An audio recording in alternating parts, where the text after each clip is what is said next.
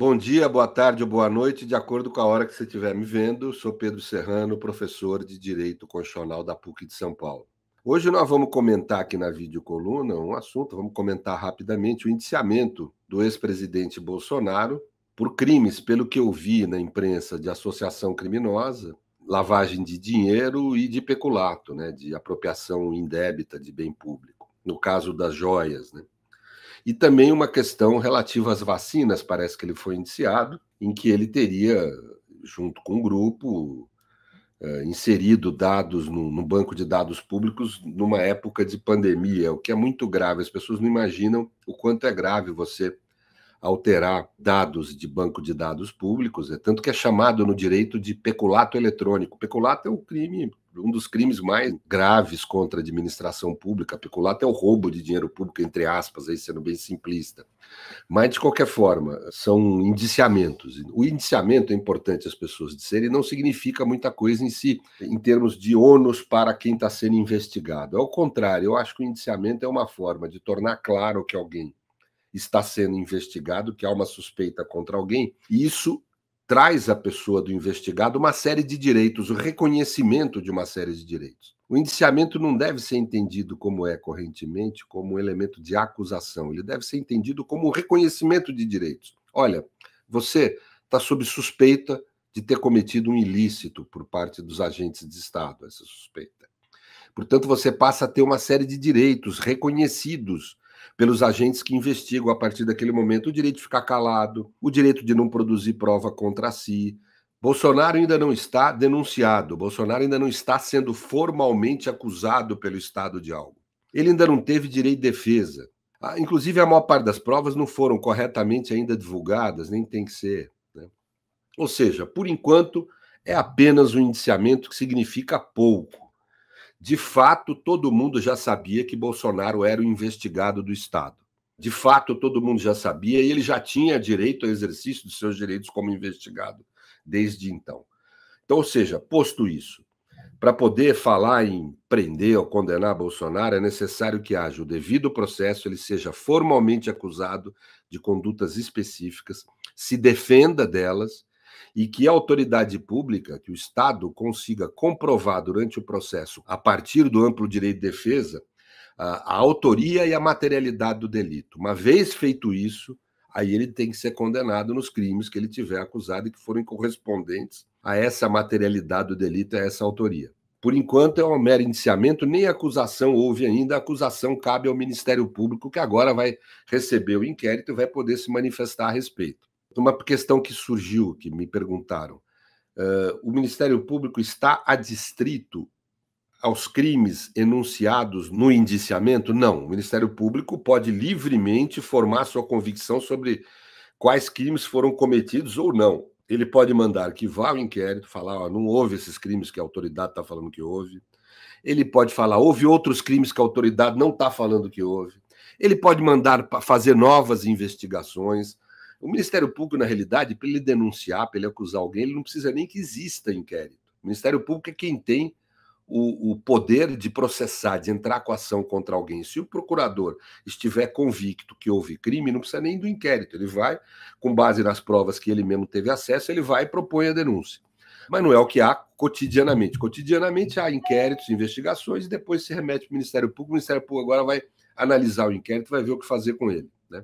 Então, até agora eu falei tecnicamente, digamos assim, respeitando a ideia de que Bolsonaro, como qualquer cidadão, qualquer ser humano, tem que ver observado rigorosamente seu direito de defesa e seu devido processo legal antes de se cogitar de tratá-lo como culpado de algo.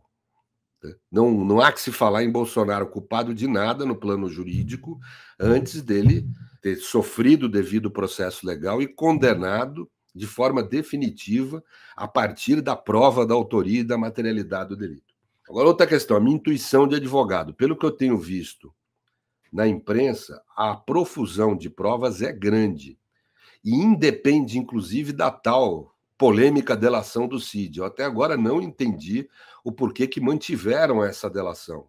Ela só interessa para uma pessoa, para o próprio Cid. Ela não interessa para o Estado, porque por tudo que foi divulgado, a polícia obteve provas independentemente da delação do Cid. Não foi a delação do Cid que originou a captura de provas, né?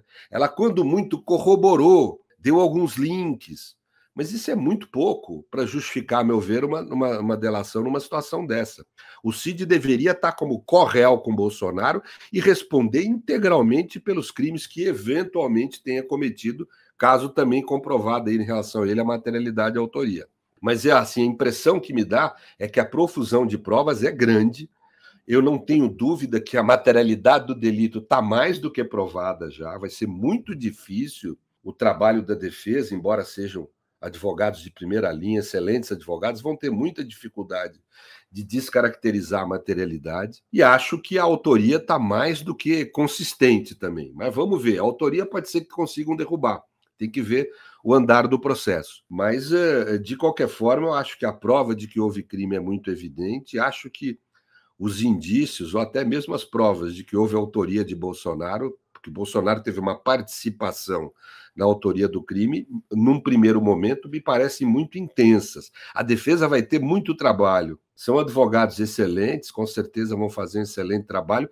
Não sei se o excelente trabalho deles vai ser suficiente para poder evitar uma condenação nesse caso, que, caso a minha intuição esteja certa, vai ser necessária para aplicar a lei, não por vingança, não por nenhum outro motivo, nem por motivo político, por aplicação da lei penal. Mas óbvio que tem que se aguardar, porque temos que ouvir a defesa ainda, ver o que eles vão produzir de argumentos e provas, etc., para chegar a uma ponderação final. Por enquanto, eu estou falando de uma intuição, prefeito jornalístico aqui. Mas, de qualquer forma, é isso. Tivemos o indiciamento de Bolsonaro, normal.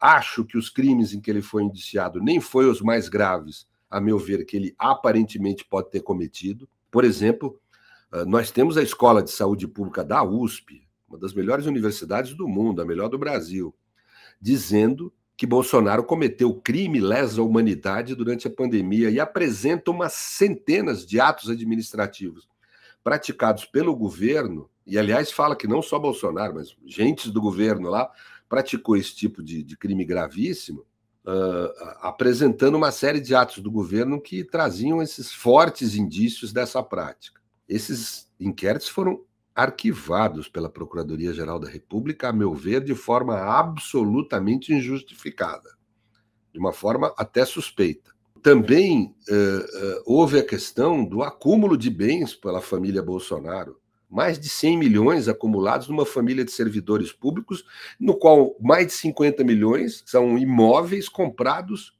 em dinheiro vivo, o que é muito estranho.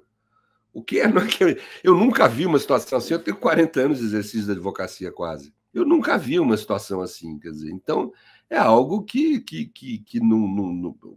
o ministro do Supremo mandou arquivar esse inquérito. Foi um imenso equívoco, uma passada de pano absoluto para o governo Bolsonaro. Uma passada de pano intensa numa suspeita aí de lavagem de dinheiro, provavelmente dinheiro de corrupção ou peculato.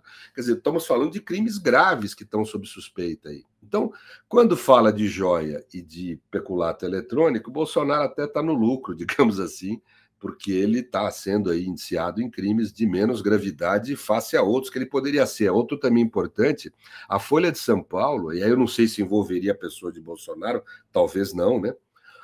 Mas certamente envolveria gente do governo e do legislativo, que foi a questão do orçamento secreto que gerou, vamos dizer, licitações fraudulentas em estatais durante o governo Bolsonaro, estatais federais, que era do Vale São Francisco, etc. Aquilo também ficou às calendas, né? Ninguém sabe o que deu daquilo. Também são ali também crimes graves. Ou seja, eu estou só citando alguns exemplos, sem contar os crimes contra a democracia, que Bolsonaro existem fortes indícios do seu envolvimento, né? Quer dizer, ou seja, você tem aí coisas muito mais graves que essas que agora ele está sendo indiciado, né? Mas o indiciamento é correto, existe fortes suspeitas de autoria, ele precisa ser mesmo indiciado, e creio eu que não há como o Ministério Público aplicar a ordem jurídica de outra forma que não denunciá-lo. Ele vai ser acusado de crimes graves e vai ter que se defender. Vamos ver o que acontece no fim do processo.